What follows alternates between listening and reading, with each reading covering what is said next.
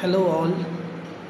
We're all aware that the new batch in the medical faculty, that is all your MBBS, dental, paramedicals, physiotherapists, you have our homeopathy, Ayurvedic. Everybody in the medicine is starting afresh, for the year 23-24, and we all very excited about it. And today is our auspicious Teachers Day. So I wish you all a very happy Teachers Day, first of all.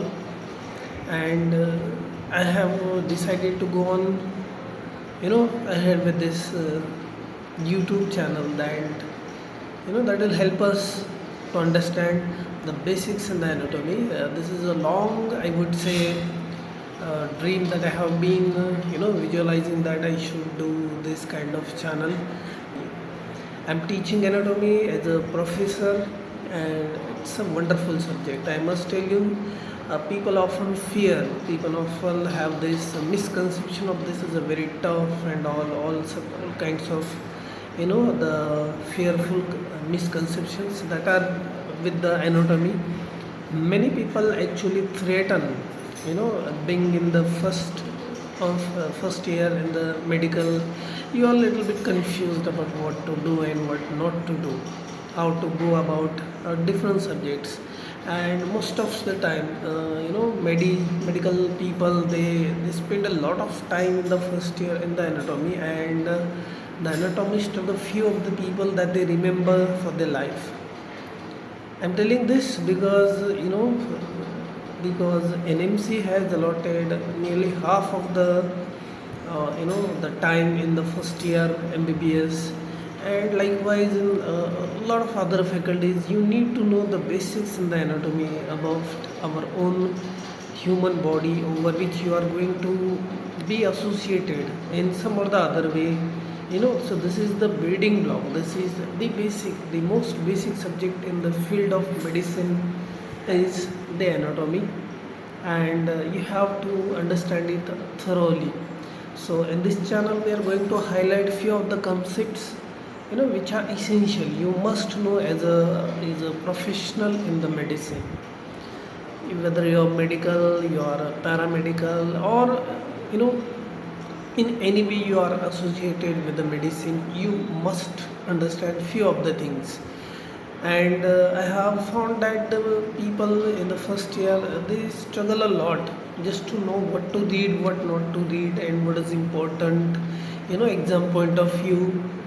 So time to time I am going to highlight such topics as well, but what not, will begin with the basic concepts and the basic terms, that how to start reading anatomy, how to go ahead in the anatomy.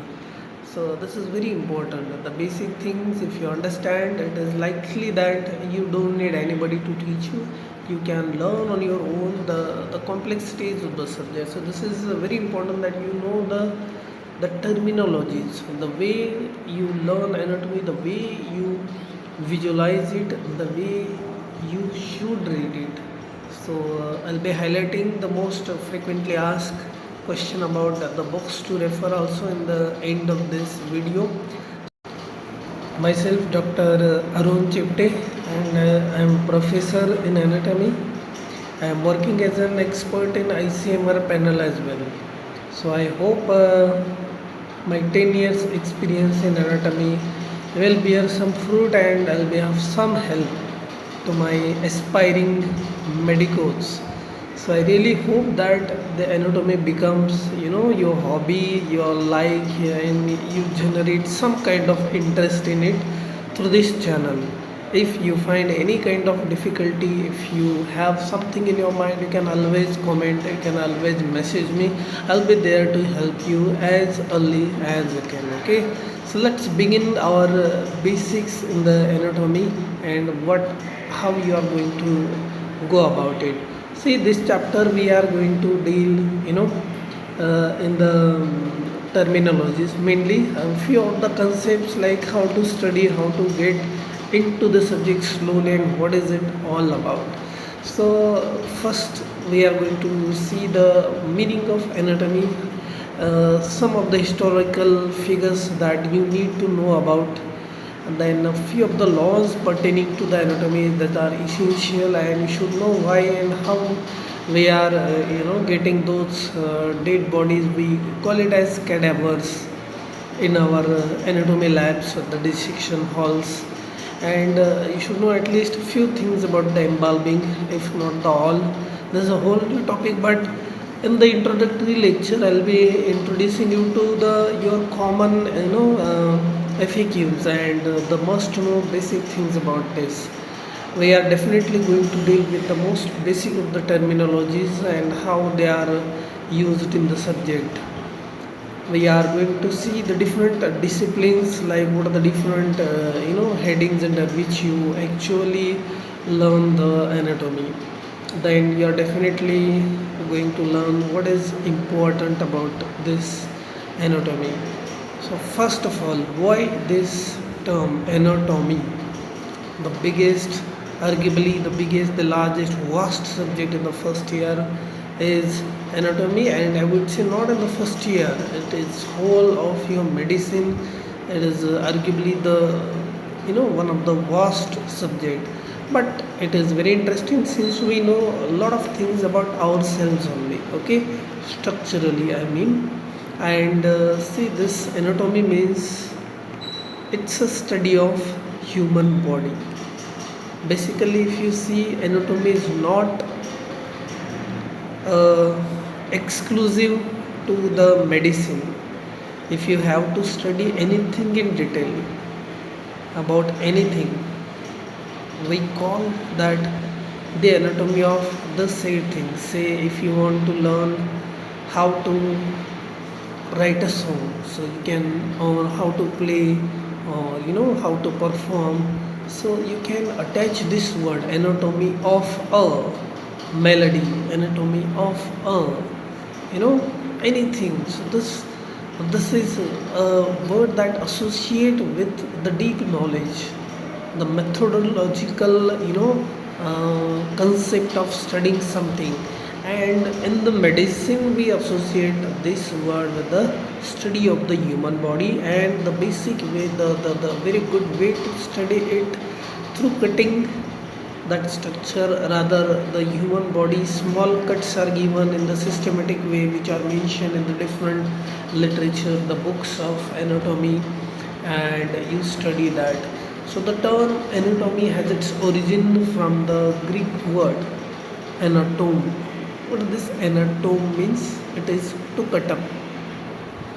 Cut up means you are going to give some kind of incision on the some regions which are under the study, say hand, say chest, even in the skull, even on the foot, on the thighs, in the abdomen, wherever you want to study, as per your sequence of your college, your curriculum, what do you follow there. The word anatomy has its origin to that Greek word. Most of your anatomy words are Greek and the Latin words, because your forefathers of the anatomy, they actually belong to the Europe and something, and their initial terms are perpetuated, they are continued till date, and they're very nice poetic terms at times.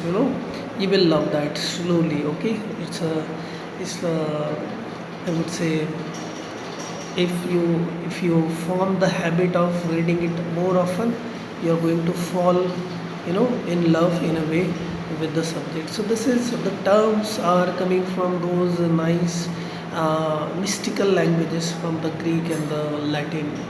So anatome is cutting up. We have similar word that is also a very big part of your anatomy, is dissection.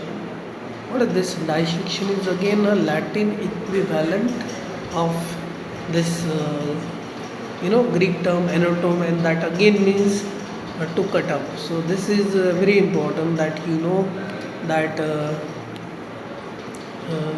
the anatomy is meaning is to cutting of a structure just to study it.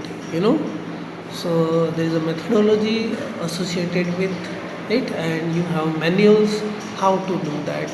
And just to understand, I have you know a diagram that will make you understand what is this. So what's inside our forearm? What's inside our forearm is all these kind of things. So this is your anatome, the dissection. Now you see, in the Greek anatome, in the Latin the dissect, and what does it mean is the cutting up. Now if you have to look this uh, forearm, you can see that it is covered by the skin. Then you go into the fascia, then you can go and see some of the connective tissue that covers your muscle, right? Then you have some muscles, then you have embedded in that a neurovascular bundle is always there. Okay, always it is there. And deep down you also possess some supporting tissue in the form of bone.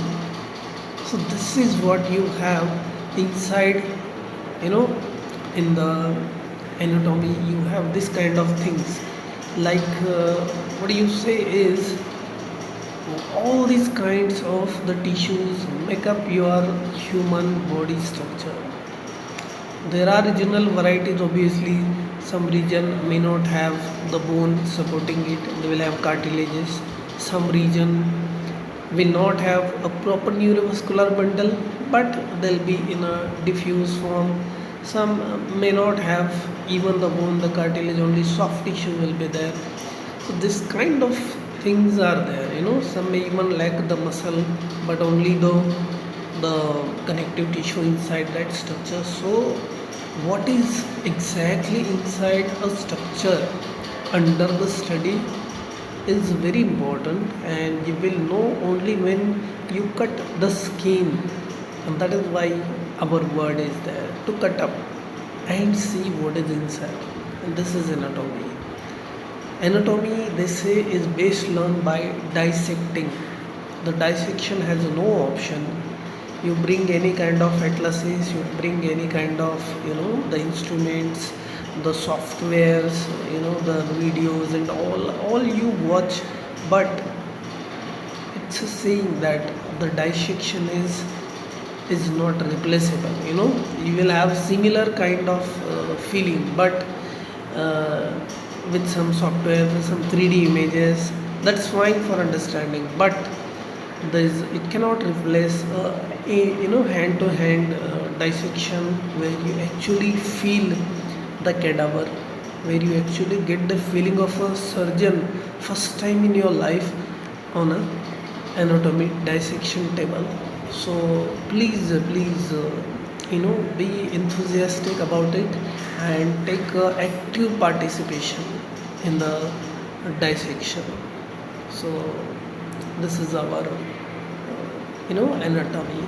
There are few names I would like to mention in the history of anatomy, and the first of them is definitely we call it as father of anatomy. This is Herophilus.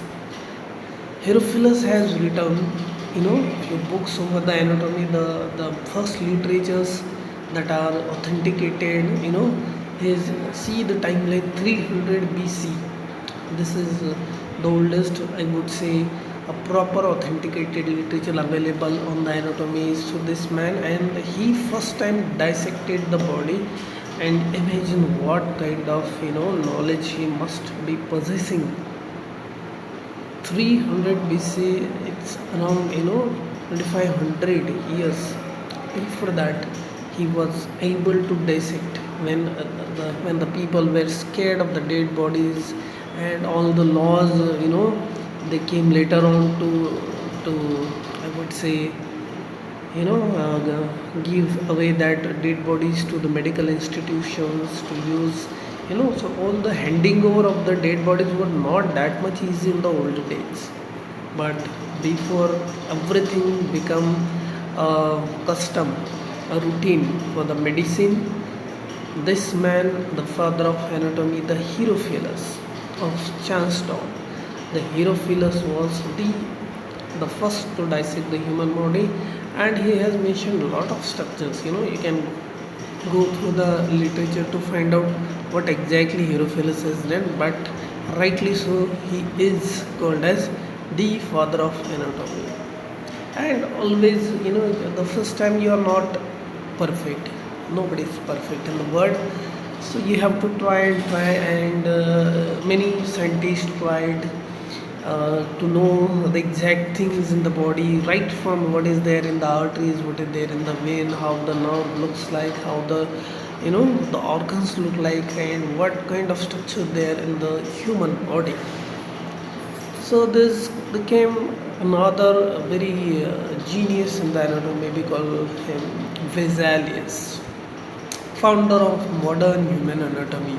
So most of the even today's terms, they are basically coming from this Vesalius, the Galen, the Herophilus, all these scientists which have contributed heavily. See, Vesalius has written 7 volumes in a book called as a De Fabricia Humani Corporis. So description of all these Latin terminologies, the Greek terminologies, that is basically given by this Vesalius and the contemporaries. you know so we have derived our today's knowledge as a result of continuous persistent work by these eminent scientists in the Europe, and as a result we have what we have today. Then there came slowly and steadily the laws of the pertaining to the anatomy, where even the Europeans, the Americans, they started, they allowed, you know uh, the body to be delivered to the medical institutions in case it is unclaimed, it is not having anyone to claim it, and it is better that you use it with the medical institutions where the budding doctors like you all, the medicine people, all the science students, medical sciences students, they need to see at least once what is in real inside our body and how we deal with it. So this is a law of anatomy. We'll call the in the science everything need to be supported, and what support, if you see what is there with your own eyes, there's nothing, it doesn't get better than that. So yes, the dissection was made compulsory in the Edinburgh in the 1826 and in the 33, and there was an act, later on after 100 years it was passed, Warburton Anatomy Act, where the unclaimed bodies were handed over to the medical institutions so that they can perform what they have to perform, the study and all. So in the America they have passed similar law around in 1831. Okay, and we in India have passed it way later in the 20th century, 1959. 1959 was the year where we passed the similar law of supply of unclaimed bodies to the medical institutions that we are receiving today. And I must say that you all are very much lucky. We all are very much lucky that you have the real cadavers. In the present generation you get the dead bodies and you can practice your hands on over that, and you can be the master, you can be the really skillful practitioner, okay, based on your complete knowledge. And if you have to just give little bit of time and practice to everything, and then you master it.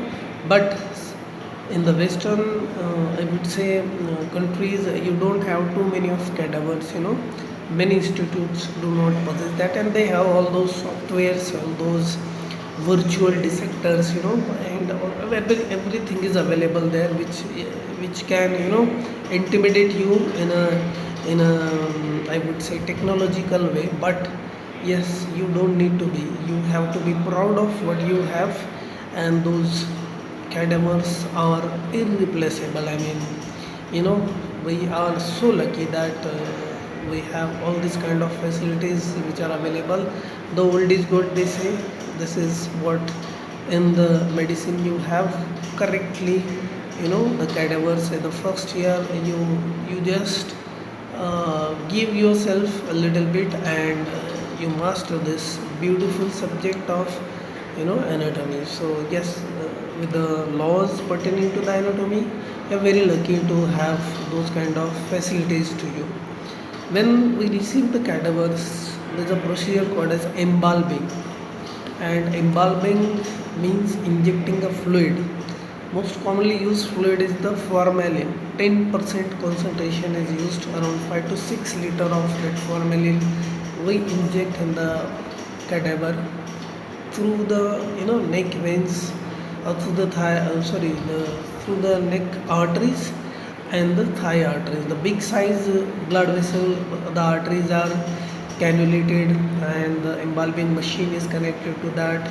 It can be a gravity method, or it can be a pressure method. A machine, electrical machine, pushes through that embalming fluid under a huge pressure, and it's a controlled one. So 5 to 6 liter of the fluid.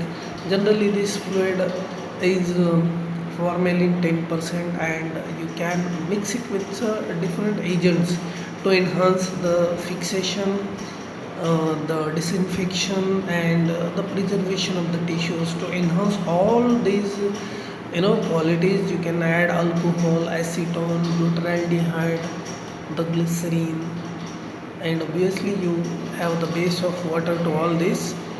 Few of the coloring agent, they can also be introduced in this mixture, and you inject it. So this is the routine practice in the anatomy labs. Wherever there are dead bodies coming through the body donation program, or through the unclaimed bodies to the police stations, so they introduce all these embalming fluid after the body is kept in the cold chamber. If there are a number of cold chambers that they are available in the departments, when untimely you have the arrival of the body, and they immediately within 5-6 hours they generally inject this fluid, and you have all those kinds of cadavers which are kept for your practice.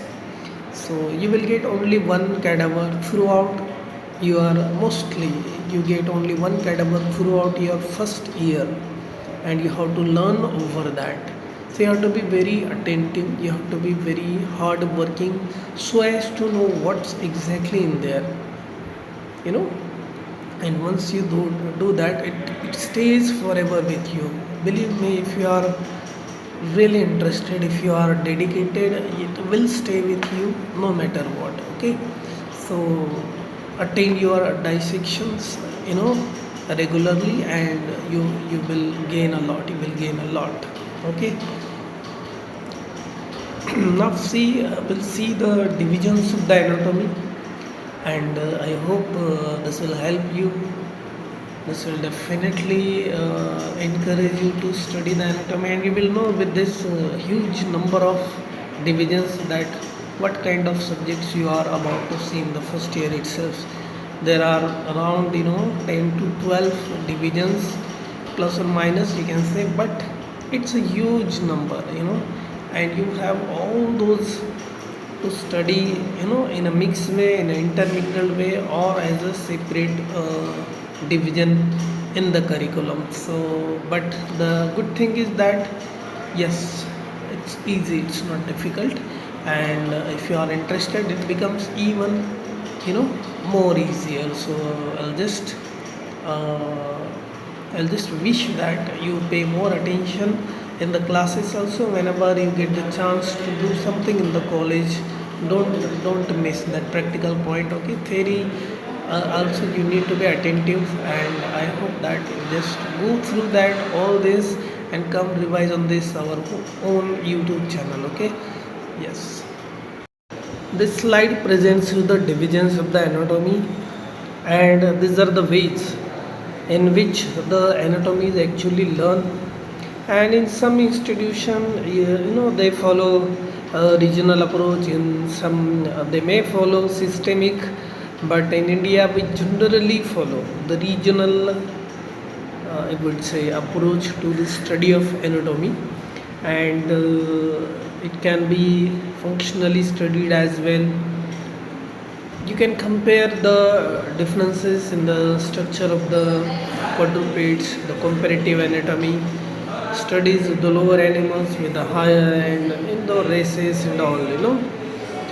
In the microanatomy, also known as histology, you study the microscopic structure of the structures which are there.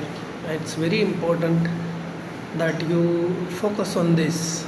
This is a practically important subject, and if you aspire to be a pathologist in your later life as a professional, this is the basic you need to know about the microscopic structure of the different tissues of the body, and in the first year you have the details of it. So very important, histology or microanatomy of any tissue in the body, it should be in front of your eyes, whenever you decide to establish it. So yes, in the LAQs, in the short notes, in the MCQs, you will have the pickings from this histological structure or the microanatomy, but you cannot complete your study of the anatomy unless you know well this kind of structures in your body microscopically or histologically under the microscope, how it appears. You have to know it, and do pay your attention to that. Embryology or developmental anatomy, how a human form develops, throughout when it's a fetus, how a zygote develops into a full, a human being. That is the study of the development, and this is embryology again, hot topics in the anatomy, and this is again practically as well as theoretically, conceptually it is a very important part of your anatomy. Clinical anatomy or applied anatomy means this is a section that relates the knowledge of your anatomy in the hospital settings, in the clinical scenarios, how the patient comes with a certain problem in the body structures. Basically, a disease can be structural, can be mental, can be physiological abnormality. So, structurally, if something goes wrong, how it presents clinically. This is your applied anatomy. This is your clinical anatomy, and you certainly have few of the questions now according to the new CBME pattern that is given by the NMC. There's a much highlight on this clinical anatomy, in the new syllabus. Surface anatomy is your what are the structures that you feel on the palpation, body parts palpation, and you touch the body surface, and there are few palpable points, palpable, we'll call it as landmarks in your body that you need to know, and this is included in the surface of the living anatomy, and you have a separate heading in the practicals for this. Radiographic and imaging anatomy, you certainly understand few things, few minor things, especially related to the brain, some of the things which are related to the fractures of a particular bone, that you understand on the radiology, on the x-rays, on the CT scan, on the MRI, the few things that you need to learn, and especially research part is very much of significance in this radiographic and the imaging anatomy. You also again have a 5 marks practical. Depending on the region, the marks may vary, but practically they keep on asking this radiological anatomical features in the particular region under the study. Physical anthropology is again a study that you compare the certain bones, you know, in certain surgical aspects. This is important, that how there are minor differences in the male, in the female, in one region, in the other, in the past, in the present, and all these surface parameters of particularly the bony prominences, the osteological, I would say, landmarks, they are included in this physical anthropology. In the genetics are developing, I would say, already too much advanced branch, but you have only the basics of the genetics included in the anatomy. So we don't have in detail genetics in the anatomy, but yes, a part of the basics, the how there is a chromosomal pattern, what are the abnormalities, what are the important symptoms that you clinically see, and how to, do a karyotyping. So all these basic things that you associate with the anatomy, and you have a short note coming in the UG first year MBBS syllabus. So a very small handbook, I would say, is more than enough for the genetics. Experimental anatomy is as such not a part of the curriculum, but it is a nice to know topic, that what are the different experiments in histochemistry, in genetics, in other part of the anatomy, what are the research that is going on. This is all related to the experimental anatomy. It will have a greater impact in the coming future if you can incorporate in some way the theoretical, therapeutical aspect of this anatomy. So I guess experimental anatomy right now academically not that much important, but obviously experimentally, research wise, it is going to have impact, as a clinician. It will be of some significance in the coming future. So these are the divisions of the anatomy that we study. And academically you have the first gross anatomy or the regional anatomy, where you study the different body parts. It's important part of the academics. Third, that microanatomy or the histology, where you study the microscopic structure of the different tissues in the body. You go for general pattern, then you go for the systemic pattern. This is how we study. Same with the embryology. We have very much dedicated books for this embryology and the developmental, or the developmental anatomy. You also have few books dedicated to the clinical anatomies, the surface living anatomy, and the x-rays. So these are important topics. But remember, majority of the anatomy means you have the gross anatomy. A famous book that is written in the anatomy is Gray's Anatomy. You must have heard. There's a web series, there's a proper TV series dedicated on this anatomy. And Gray's Anatomy, you must have heard the name of Gray's Anatomy, the famous anatomist. At a very young age, he has written a very epic book, and it's coming, for the centuries. The book is still carried forward. Currently you have 42nd edition of that book running, and still referred as the Bible of the anatomy, is that Henry Gray's Anatomy. So we have the different divisions how you study the anatomy. And we'll proceed further, in the basic terms in the anatomy, and these are what actually the helping hands in understanding the anatomy. If you learn these terms, if you know these terms, nothing can stop you. Basic terms forms, the most important part of learning anatomy, because many of the students initially find it very difficult to learn anatomy. Why? Because they don't focus on the basic terms. What are the basic terms? Like how to describe a structure. There are few positional directional terms, like what is in the front side, what is in the back side, what is in the upside, what is in the downside, all these kind of things. What is towards the midline of the body, what is away from the body. How do you mention those structures in the simple terms, and they are universal terms, they are beautiful terms. So you have to master these terms, then we'll see what are the planes of the study, different cuttings, different views of the a particular structure where you focus on that structure. This is very very important.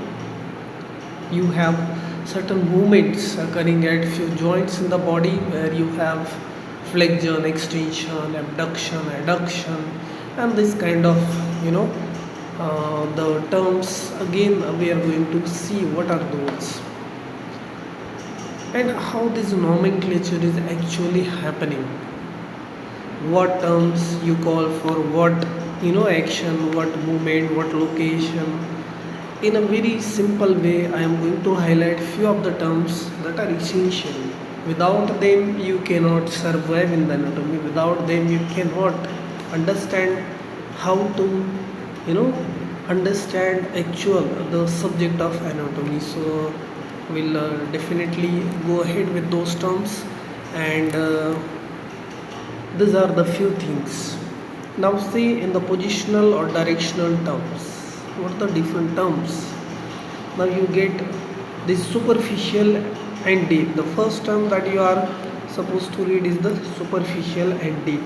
Now what does it superficial and deep means to you? This is the plane referring to either a closer to the surface or deeper in the surface, towards your skin, whatever you have. If you take the body, the skin is the first layer of the body, you say, and whatever is close or over that skin you call it as superficial.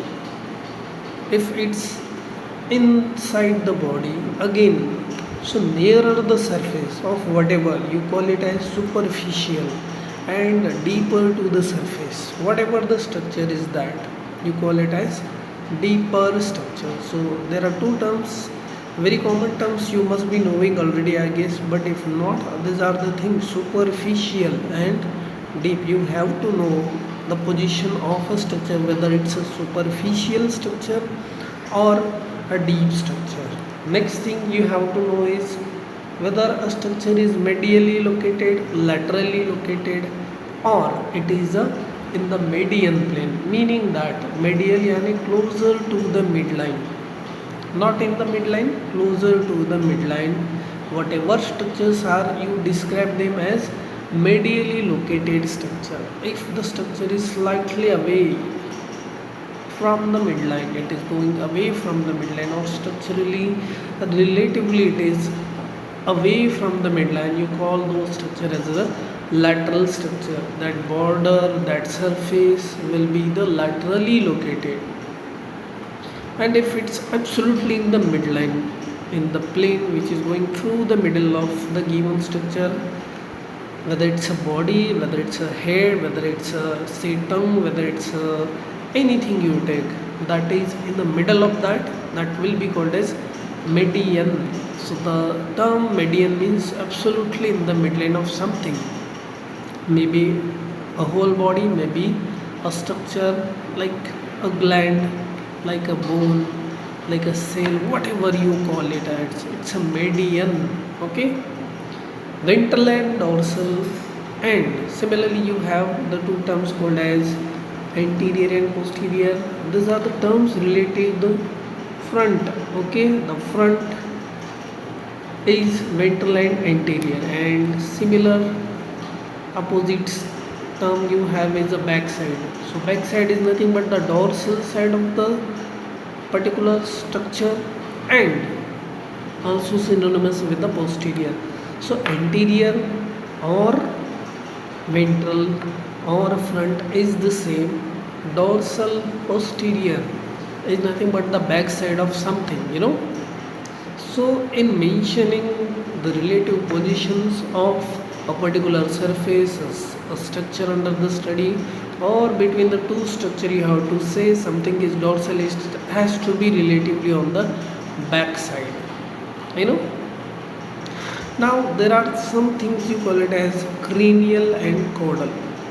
What is this cranial and caudal? Yani superior and inferior. It is similar to the superior, meaning that it is on the upside, superior or upside or linear side. Similarly, caudal means you have the inferior side. This is the inferior or the downside.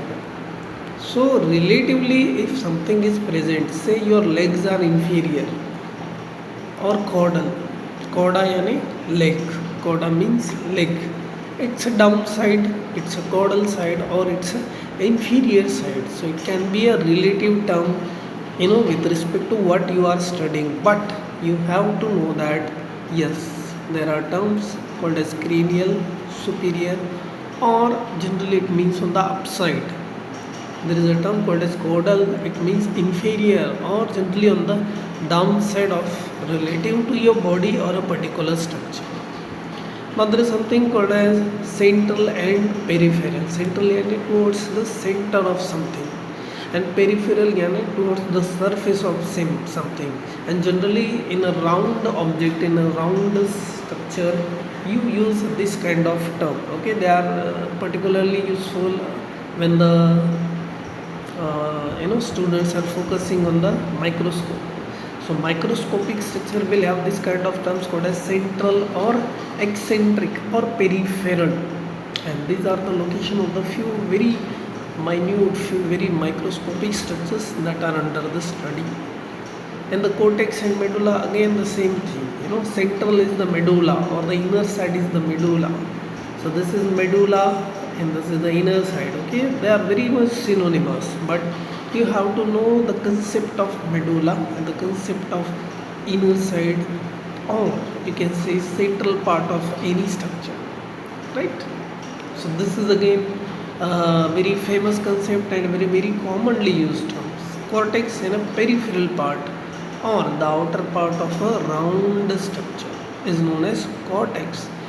Why you want to know all these terms? Because there will be certain a very peculiar structures which will be present either in the cortex of something, the medulla of something, or you will say in the central part of something or in the peripheral part of something, and you will have to visualize, you will have to make up for these terms when you actually learn this. Yes, so this is why you want to study this. A very important part of the anatomy is directional terms that you have to say. See, in a particular picture you will be able to see this. Yes,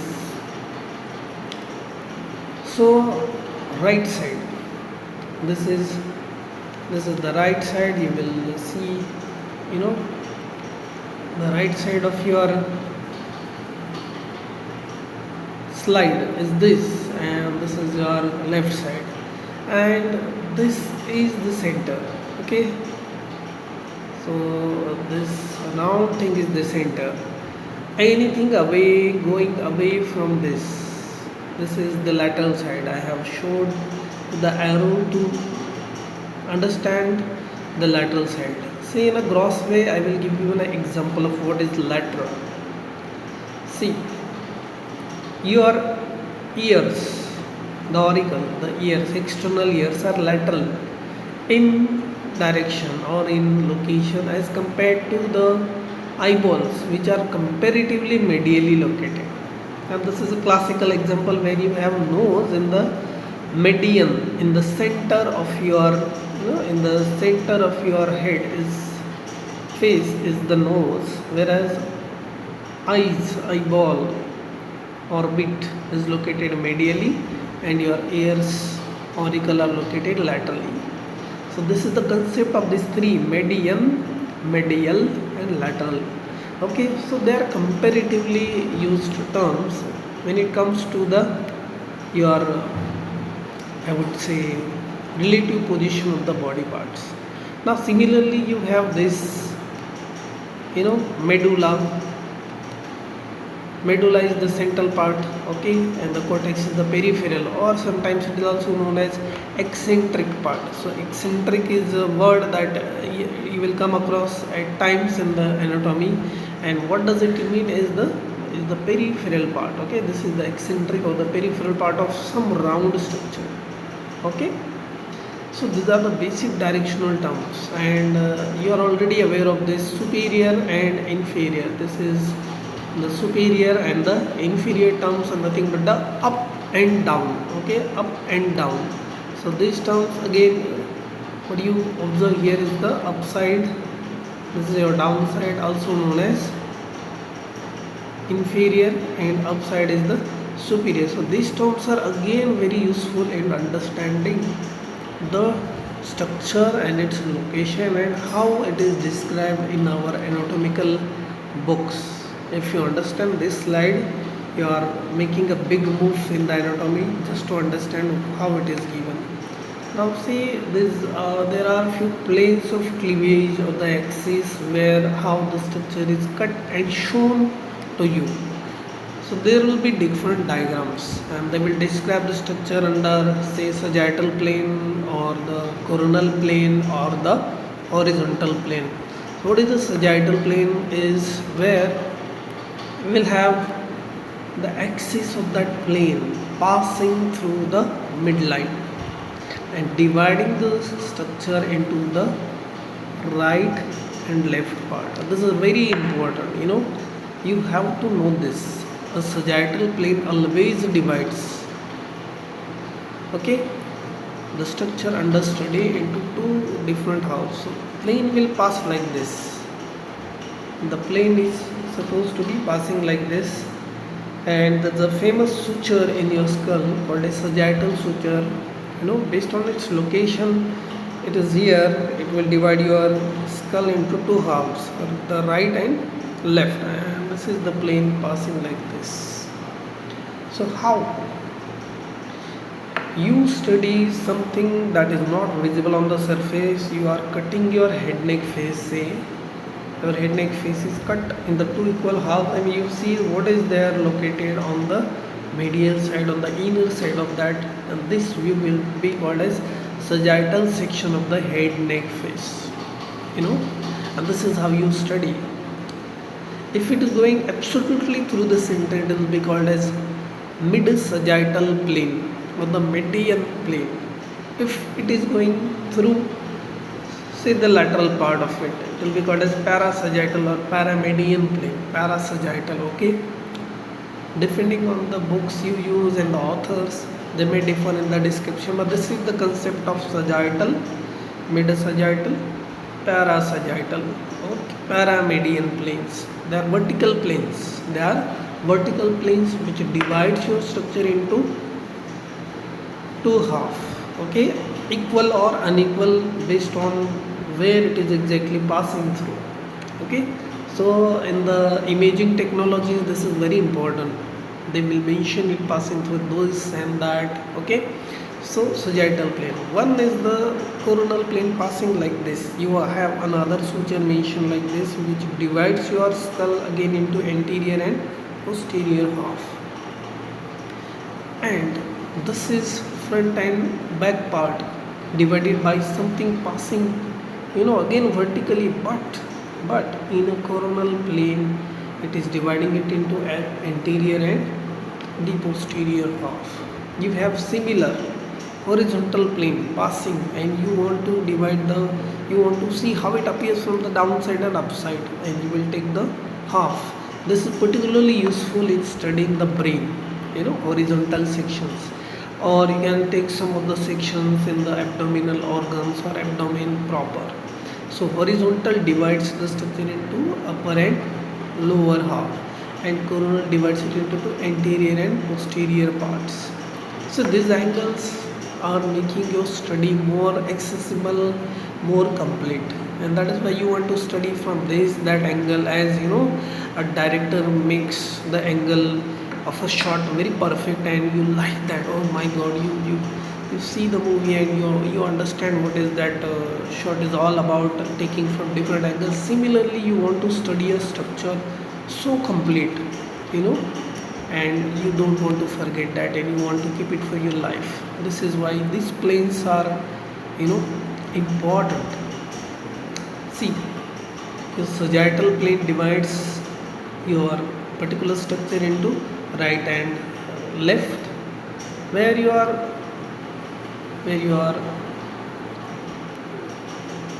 Your coronal plane divides it into anterior and posterior. Okay, so this is what you have in the coronal plane. You will have a front side always and a back side view.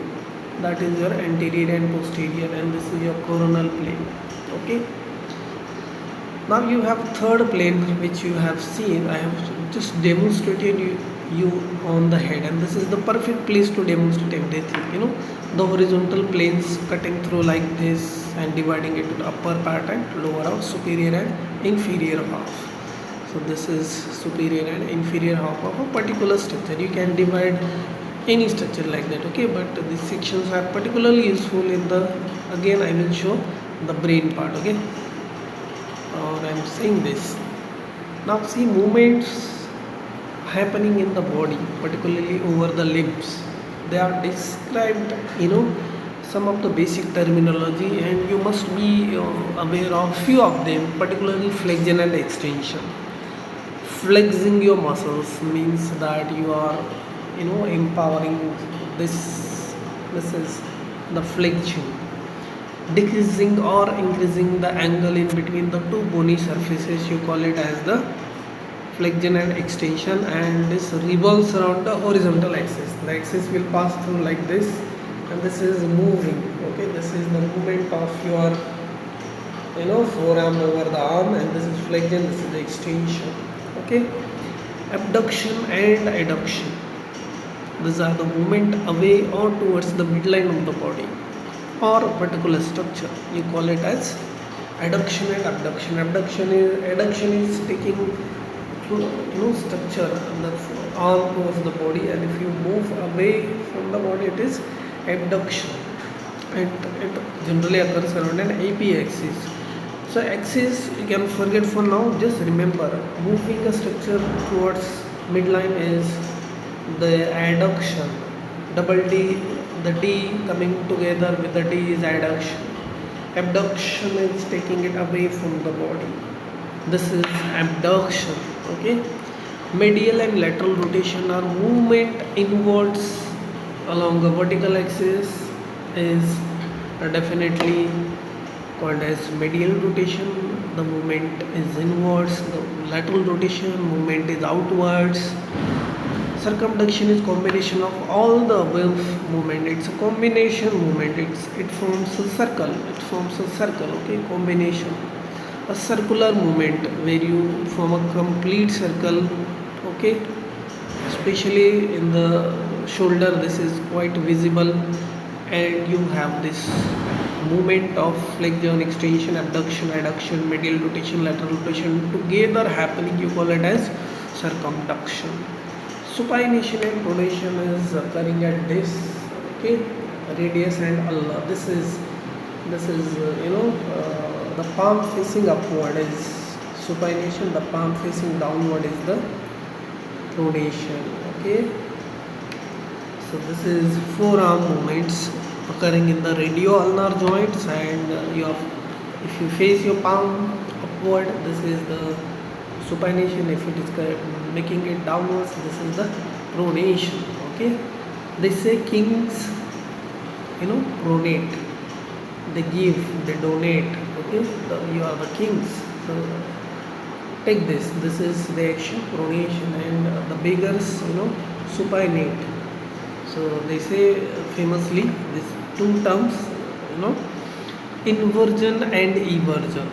Inversion, the sole, your sole of the foot facing inwards, facing medially, is inversion, and the sole facing little bit outward, sole, where the lateral border of the sole is facing upward.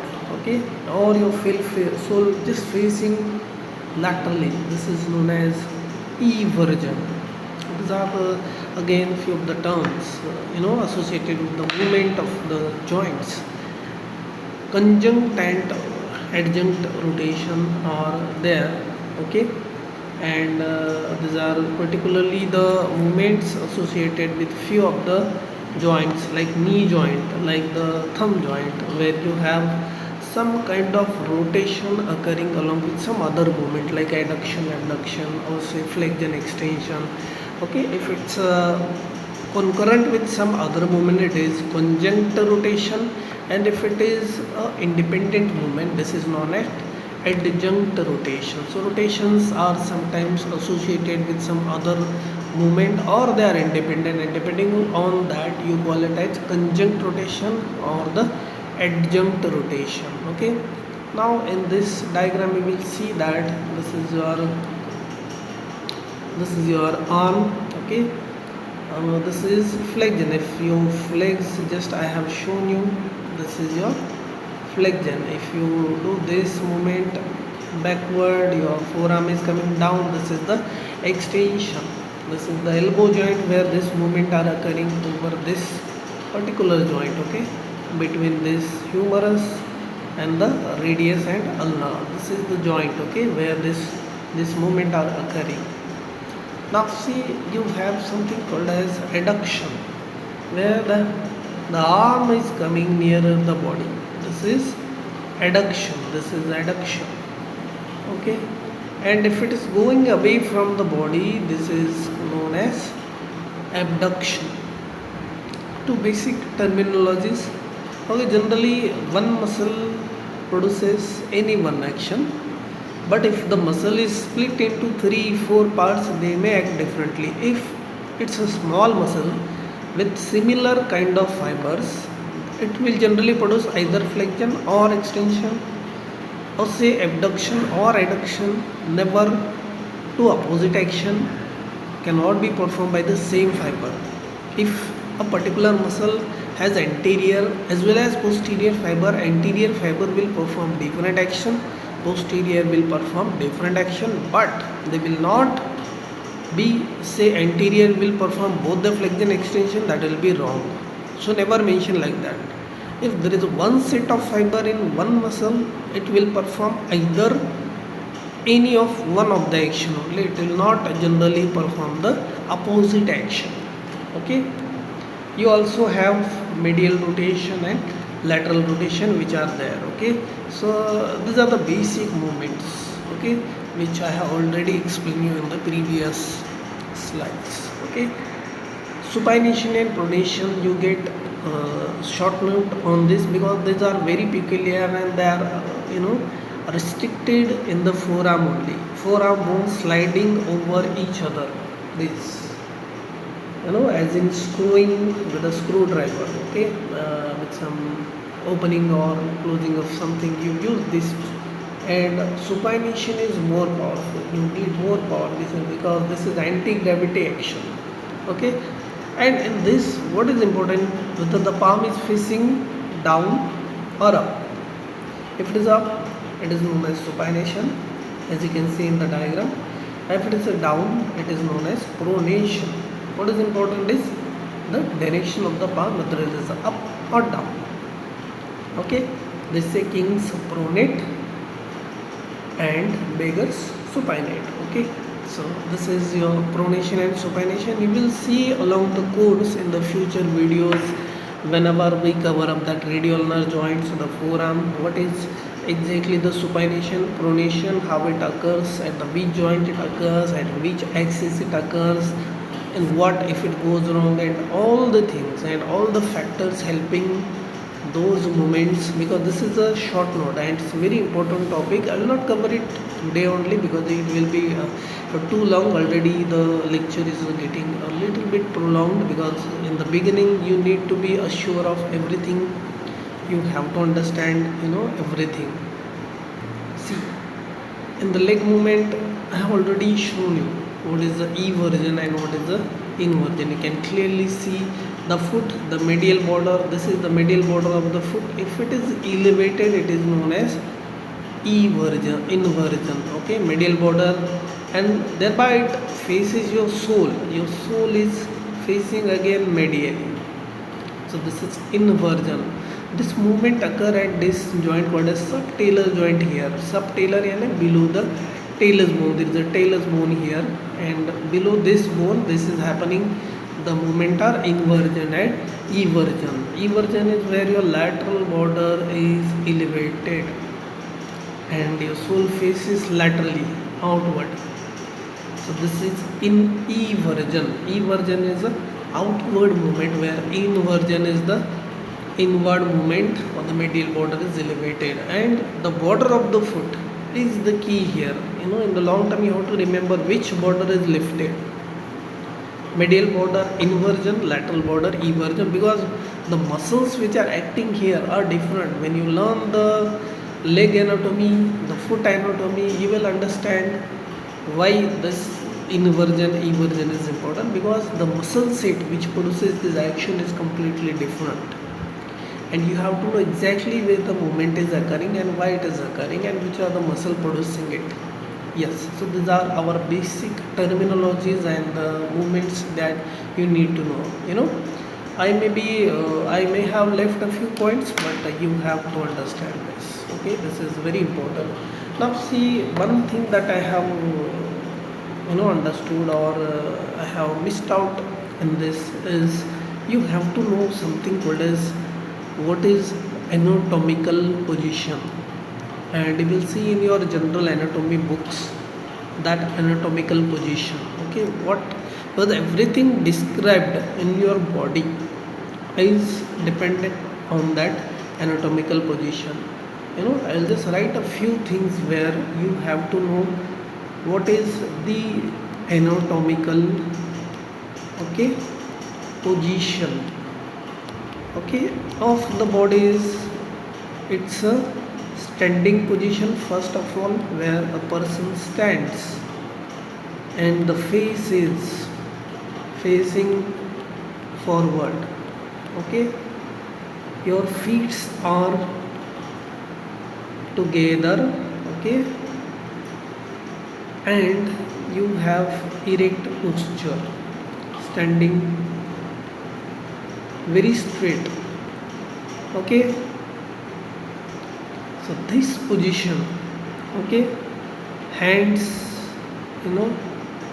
your hands should be by the side of the body. Okay, and they are medially rotated. Okay, medially rotated. So you have to look forward in a straight line. You have to stand, your feet together, your hands by the side of your body. And if you are able to do that, and in this position you describe everything that is called as the anatomical position. Every anatomical structure is described in this fashion only. Okay, anatomical position is a very key position. Okay, and you have to definitely know what do you mean by anatomical position, where you are standing erect, your face is forward, your eyes are facing forward, your hands is by the side of your body, they're not away, and your feet are together. And this position describes the anatomical position, and you will be having a repeated reference of this position when you study the osteology part, and the bone part. The bones are described typically in the anatomical position, and you have to imagine that position which is described just now. Okay, you should know this basic issues in the body.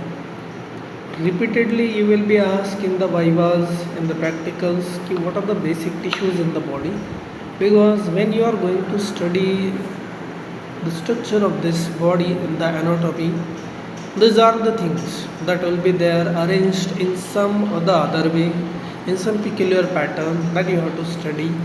But this is the mixture of epithelium, connective tissue, muscles and nervous tissue. These are the four basic tissues in the body. Everything revolves in this mixture. Okay, whether you have a certain epithelium, whether you have a certain type of connective tissue, whether you have a certain type of muscle, whether you have a certain type of neuron or some other nervous tissue in that particular area of the body, and this decides what is that structure. So the basic pattern as you see is these four layers, these four tissues, and you have to remember for your life, at least in the academics of the first year, you should not forget that. What is that? Epithelium, connective tissue, muscles, and nervous tissue. And see in the next slide, I have something drawn for you to just basic idea of what is their basic tissues. Epithelium is a collection of the cells, and these cells are a group of cells having the one basement membrane. This is your basement membrane, which is the epithelium. Okay, so group of cell having resting on the basement membrane is nothing but the epithelium. Now you have second tissue as the connective tissue, where you have lot of fibers, connective tissue fibers, okay, having some nuclei of the cells of this connective tissues called as fibrocytes or fibroblast, and this kind of collection of those fibers which are generally supporting your whatever tissue in which they are serving as a connecting link between the different types of tissues, and that is why they are known as connective tissues. The big component of that is the ground matrix and the fibers, connective tissue fibers. There are different types you will see in the upcoming series of lectures or the videos, but remember this is a basic type. The epithelium is first you should know, then the connective tissue is the second you should know. You need to have muscles in your body. They say you should have muscles to grow and to do something, and that's very correct. Have the muscles. Muscles is the driving force, the motors of your body, and generally they have this muscle fiber, again few of the nuclei of those muscle cells, okay, few other cells which are there, but these are the muscles with their ends in a peculiar way shown here green, which are tendons, the aponeurosis, which are again the connecting link with it, and the bone. Generally the muscles have their attachment over the bone, or they may be separately present in a viscera where they have no bony attachment. But again a few muscle types you will study in your upcoming series of lectures, but this is a basic tissue. Any structure is likely to have one of the muscle types. Okay, now you have neurons, again a basic tissue, very important, responsible for your control, the responses, the reflexes which are there in the body, maintaining everything together electrically, I would say, is a function of your neurons. This is the natural electricity in your body is carried through the neurons. Okay, so that's very, very important. Coordinating, maintaining the balance, assessing what is right, what is wrong in your body is a function of neurons. So these four basic types of tissues you have to know. In the general anatomy, in the beginning part of your medical career, the anatomy, they will teach you this basic tissues, and later on few of the systemic topics will be taken. So these are very, very important, you have to know them. Okay, your bones, your cartilages, your blood are all connective tissue. Your muscles, the connective, you have the voluntary, involuntary, cardiac, everything will be taught in there. The neurons, the types of neurons, how they connect, how do they form the nerves, and everything will be taught in the basic tissue lectures. Okay, now how important is anatomy in your MBBS curriculum? But this question may arise in your mind. So yes, it's very, very important. It's a basic subject.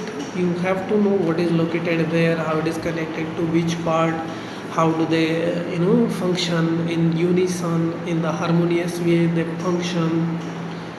Yes, it's a UG subject, a very basic subject. They give a lot of time to the anatomy in every curriculum, and yes, you will have half of your first year in the India completely devoted to this anatomy in the medical career. In the paramedics, in the they will also have a lot of teaching hours dedicated to the anatomy, because everybody wants to know what is in this human body that you are going to operate later on some or the other way. Okay, Now see, you have different kinds of LAQs, MCQs, short notes, every kind of questions that are thrown at you in some or the other way in the anatomy. You will also have practicals in the anatomy which are based on your gross anatomy, in your dissections, your soft, your hard part, that is bones. You will have some muscles to identify, you will have some organs to identify, and the related features. You will also have some practical aspects of the embryology, some of the histology, where you will have to identify the slides, explain them to the examiners, and we are going to discuss everything in detail. I will also share some of my tips, how to remember, how to analyze, how to master whole of that, and with this channel I am expecting myself to grow bigger, like in the academic wise, subject wise, because I am going to share my knowledge, and sharing the knowledge will also enrich my knowledge. Also it will help the beginners in the medicine. I am just expecting some help from this channel to you all people which are with me, and we are going to discuss together. Well, if planned, if the time permits, if the channel grows to a level where people connect with me, you all audience want me to answer something to you, I'm definitely up for it. We'll definitely sit together and do some live sessions as well. Okay, so yes, there's a lot of scope to the anatomy, a lot of scope to these discussions, and it will be a fun. Now see, there'll be a few books you want to refer in the first year. I have, this is unofficial, nobody has promoted or given me anything, or I'm not associated with any of the publications right now, just to promote them, but these are my personal favorites, so I'm giving this.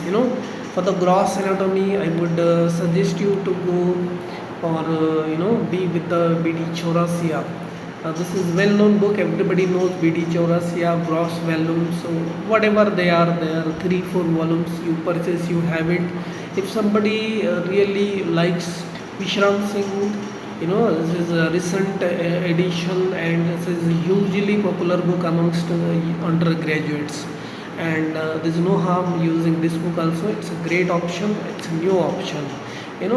So go in the bookstores and observe these books. You also have someone like Sontake sir, who is constantly improving the quality of the book, and his hand-drawn diagrams and everything is excellent there. So actually, as a UG student, there is a lot of confusion.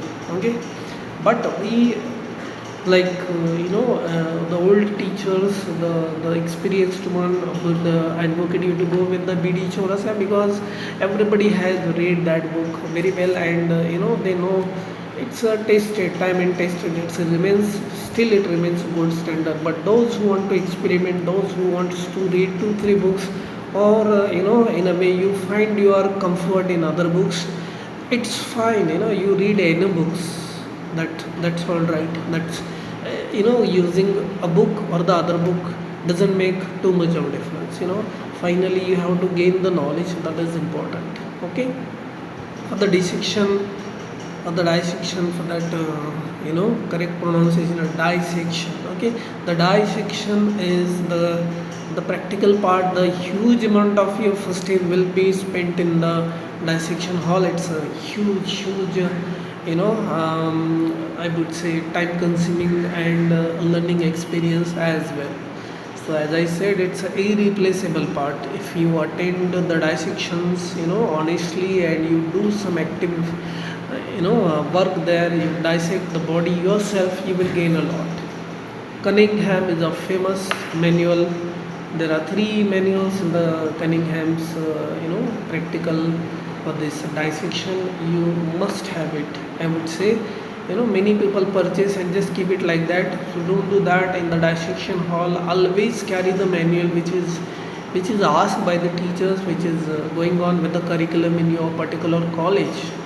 Okay, you have the other titles like Grant's dissector, the Gray's dissector is also available, And the advantage of the other two, and maybe some other are, they give very short amount of your dissecting tips which are there, and you don't have to carry the other books.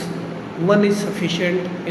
In one book you have like what Cunningham offers in three volumes, they will have everything in one complete volume. But again, many old anatomy teachers, they don't allow the other books. They will just go with the Cunningham as a routine in anatomy, because we value so much of this, the old fashioned knowledge or rather old pattern of teaching they remember from their UG times. So Cunningham is again, I would say, gold standard for the dissection. But finger crossed, you can go with any other and refer to your local teachers. Okay. Histology, this is my personal favorite by Indian author G.P. Park. Okay, they have like done some amazing work in getting a well concise book for the undergraduates. Inderbir Singh's histology is also equally good. Okay, so there can be personal variation. I am not promoting anybody's book, but many students are confused as to which is to purchase. I am just giving my personal favorites.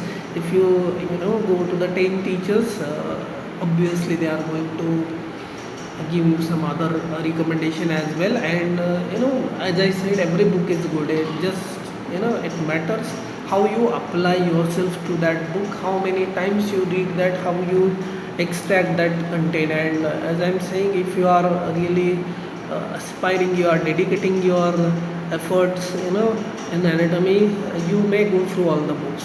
What to purchase, what not to purchase is your whole question. Okay, I can get it all from the libraries, no issues. Okay. Embryology, yes, IB Singh's embryology is well famous amongst the UG student, and it is very well written for the UG people. And your teacher expect that at least you should know this much. There are other titles like Keith Moores is there, you have Langmans, you have number of others.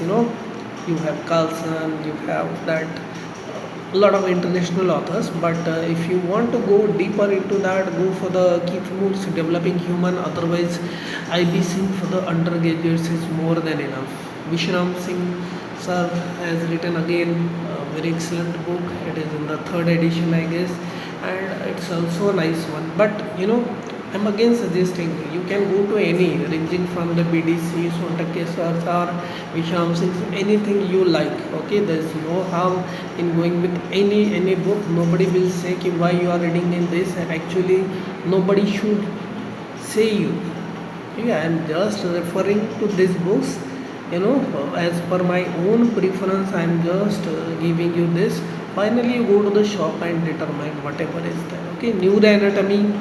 Vishram Singh is quite famous amongst all the faculties. Okay, I find IB Singh equally potent. I like both the books, and this is the most tough to choose between the two.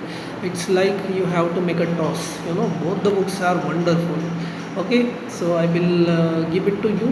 Have anyone, okay, of the two. And yes, for as a faculty, I have gone through bars, human nervous system.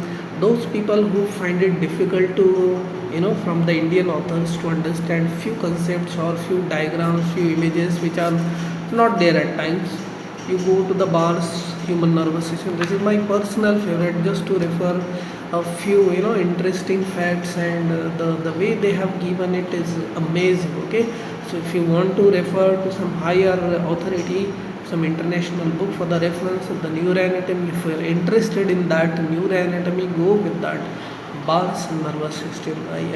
This is my personal favorite. But as an UG student, you must have either Vishram Singh, IB Singh, and start from the beginning whenever the neuroanatomy start. Okay, because this is a little bit tough to understand for the first yearites. And whenever it starts, don't miss any lecture, any practical, and be with it from the first day. Okay, in the genetics you don't have too many options. Okay, sometimes you can just use the notes from the 12th, that will be more than enough. But you better have Gangnesser's human genetics. 6th, 7th editions have come, and so has very neatly and cleanly and to the point presented everything that you need to know in the genetics for the first year. Okay, so this is more than enough list, I guess. Okay, if you find any better book in the market, go with it, no issues. Okay, now few people will ask whether you should purchase the Gray's huge 42nd edition, or for that matter Netter's Atlas. So I will give it to you. You know, it's your own choice. If it will definitely help you understand, it will definitely enhance your knowledge of the anatomy. We all at point, you know, go to that those big books. Like in the histology, you can go for the Ross and Paulina's histology. It's a huge and beautiful book written on the histology. But what I'm saying is, you know, your time in the first year is limited, and you don't want to confuse yourself. So refer to all the books, but you know, revise from one book. That is my suggestion to all the students which are there. You know, refer to all, follow one. You write down your notes, additional point, whatever you get it from the other books, and you revise one book, because that is what will be with you in the exam. You don't want to confuse your mind with four or five books for one particular chapter and you don't remember one. That should not happen. That will be the worst thing to happen. So you better say refer to one and get notes from the other what they are explaining, and you are foolproof then. So these are my personal recommendations. Okay, and you can go to any of the medical book shoppy, they are having these books. Okay, so this is our summary. We have seen what is our beloved subject anatomy means. What are the forefathers of the anatomy, how they have got the laws, and how do we get the bodies in the medical institutions. We call them as cadaver. You have to know the basics of preservation. We call that process as embalming, where we use formalin. Then how we study, what are the different terms, what are the divisions of the anatomy, what is gross anatomy, regional anatomy, the regionalized study, the developmental study, the clinical study, the experimental study, the anthropological study, you have microscopic study, you have imaging studies, every kind of anatomical knowledge. There is a vast variety in it. You have to know it, and over the next 1 year or so, you are going to learn that. I'll accompany you. I'll put few interesting videos and few basic concepts to everything that is essential for you, and I hope this channel meets your expectation, will be able to deliver you whatever is essential for your growth, for your revision, for your understanding. If you miss anything in your college, in your lecture, don't bother. Okay, I'll be conducting if we have sufficient number of subscribers. So I'll advise you, please subscribe, please like this, and help in growing this channel, just to get something for the our medical undergraduates. I would like to expand the channel. I would like to enlist the topics which are interesting, which are demanding, which are confusing for you all people, and will go along with it. Okay, I hope you all do well in your first year. You don't find anatomy too much difficult. I wish we all together will solve the puzzles in the anatomy, and will discuss together the key concepts. Give your best of the efforts in the first year, and you will kickstart your medical career with a head start, I would say. Okay, I will enjoy every bit of it. I'm sure I will. I'm sure. Okay, so all the best, and do keep visiting Anatomy Concepts YouTube channel. So take care of yourself, and all the best. All the best for your future ahead. Okay, thank you so much.